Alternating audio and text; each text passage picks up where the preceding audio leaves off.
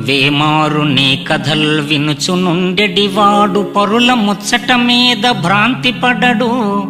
అగణితంబుగ నిన్ను పొగడ నేర్చినవాడు చెడ్డ మాటలు నోట చెప్పబోడు. ఆసక్తి చేత నిన్ననుసరించెడివాడు ధనమదాంధుల వెంట తగులబోడు. సంతసంబున నిన్ను స్మరణ చేసెడివాడు చెలగి నీచుల పేరు తలపబోడు.